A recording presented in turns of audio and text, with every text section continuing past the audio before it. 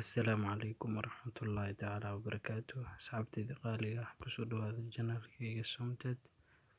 Maanta waxaan doonayaa cashar ku saabsan sida loo ogaado 4,000 oo saacadood ama 4,000 watch hour.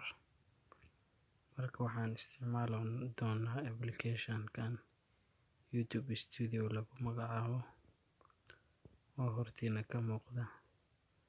Inta aanan casharka u gudagelin, waxaan kaa codsanayaa inaad janaalka subscribe noo saartid.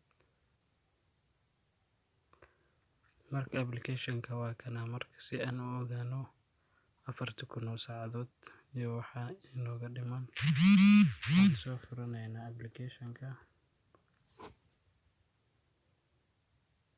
Kadib markaan soo furano, wuxuu ina keenayaa janaalkii oo ku xirnaa. waan iska yara sugaynaa.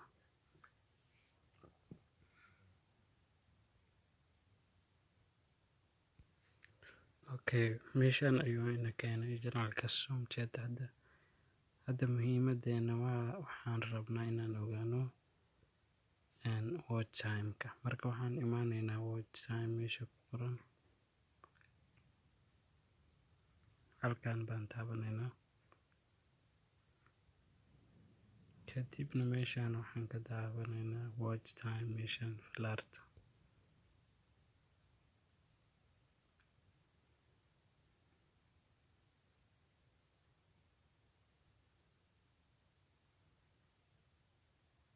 waan iska yara sugaynaa xoogaa yar qadka culeys ah.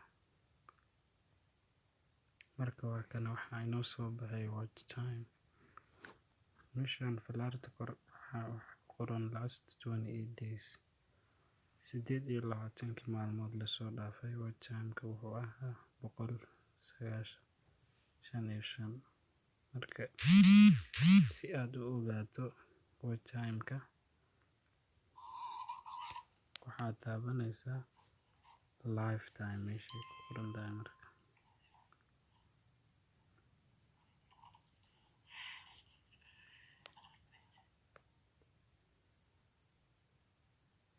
bil walba waxa aad heshay watch time-kooda ayaad ka arkaysaa meeshaan. Marka falaartan yar last 28 days meesha ayaan waxaan ka dooranaynaa meeshaan lifetime totalkiis. waan iska yara sugaynaa qadka xoogaa culeys ah. Marka waa kana, watch time-kan wuxuu marayaa 350. marka maasha Allah, dadka bilowga ah ayaan ugu talagalay videogan. dadka kale way ogyihiin watch time-kood. Marka inaad ka heshay ayaan umaleynaa videogan. Fadlan like saar haddii aad ka heshay, sidoo kale asxaabtaada la wadaag. Wassalaamu calaykum.